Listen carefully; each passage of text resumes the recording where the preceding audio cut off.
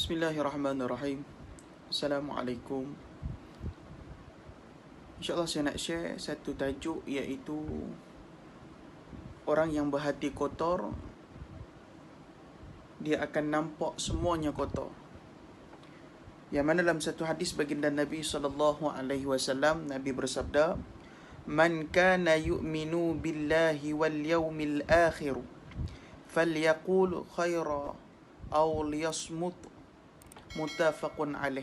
Artinya, barang siapa yang beriman kepada Allah, kata Nabi, dan hari kiamat, maka berbicaralah dengan baik, atau jika tidak demikian, maka diamlah. Nabi SAW bersabda, barang siapa yang beriman kepada Allah dan hari kiamat, maka berbicaralah dengan baik, atau diamkan diri kamu. Maknanya kita ni bicaralah benda yang baik-baik, perihal yang baik-baik.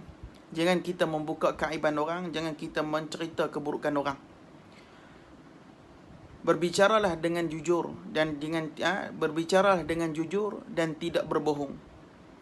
Kerana dalam satu hadis baginda Nabi SAW, "Innal sidqa yahdi ilal birri, wa innal birra yahdi ilal jannah, wa inna rajula la yasduqu hatta yuqtaba siddiqan, wa innal kadhiba yahdi ilal fujur, wa innal fujura yahdi ilal nari, wa inna rajula la yaqzibu hatta yuqtaba kadzaban."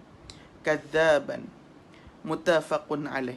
Sesungguhnya kejujuran membawa seseorang kepada amalan kebaikan yang ikhlas, dan amalan kebaikan tersebut membawa seorang menuju ke syurga. Dan sesungguhnya seorang lelaki selalu jujur sampai dirinya ditulis sebagai siddiq, orang yang selalu bersikap jujur, dan kebohongan membawa keinginan untuk melakukan maksiat, dan maksiat membawa seseorang menuju ke neraka. Dan sesungguhnya seorang lelaki selalu berbohong sampai dirinya ditulis sebagai pembohong. Yang mana dalam hadis ini Nabi SAW nak cerita kepada kita, kejujuran yang ada dalam diri seseorang itulah akan menampilkan kebaikan yang dia buat. Yang mana dia bantu orang, dia infak, dia pemudahkan urusan orang, kejujuran itulah yang ada dalam diri dia. Dia tak boleh tengok orang hidup susah, dia tak boleh tengok orang dalam keadaan kesusahan, dia pasti nak tolong. Sebab apa? Ada dalam kejujuran dia. Kenapa dia? Dia jujur, dia pegang amanah daripada Allah Subhanahu Wa Taala. Tapi yang nak jadi pembohongan ni sebab apa? Puncanya sebab kita iri hati. Puncanya kita ni tak puas hati dengan dia. Puncanya kita ni disebabkan kita ni mengikut, dan kita suka nak menghukum orang ni sama ada dia syurga ataupun neraka. Itu dalam Allah Subhanahu Wa Taala berfirman dalam surah Al-Baqarah, "Wa qulu lin-nasi husna", yakni bermaksud, dan ucaplah kata-kata yang baik kepada manusia. Kita ni jumpa dengan orang, ucaplah benda yang baik. Kita tak kenal orang itu, maka kita berbicaralah benda yang baik-baik. Jangan kita menyakitinya, jangan kita membuka keaibannya, jangan kita mencerita keburukannya. Berlaku pada hari ini sebab kita manusia di akhir zaman ini, tuan-tuan yang dirahmati oleh Allah Subhanahu Wa Taala, yakni sering memandang keburukan seseorang manusia. Sering memandang keburukan seorang manusia, dan mana kita ni sering mencari kesilapan orang. Kita mencari kesilapan orang, yang mana manusia ni tak sempurna. Oleh itu, tuan-tuan yang dirahmati oleh Allah, kita ni berubahlah sebelum kita ni ditimbang di padang mahsyar, yang mana tidak timbang di padang mahsyar. Waktu tu takut kita menyesal seumur hidup. Pada waktu tu tidak ada apa-apa dah.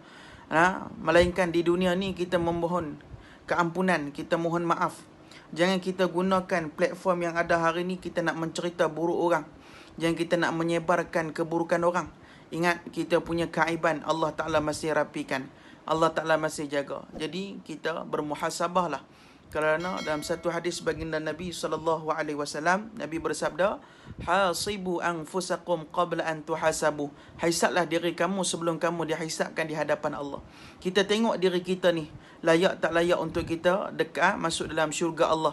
Dengan perangai kita suka memfitnah orang, perangai kita suka mencari kesilapan orang.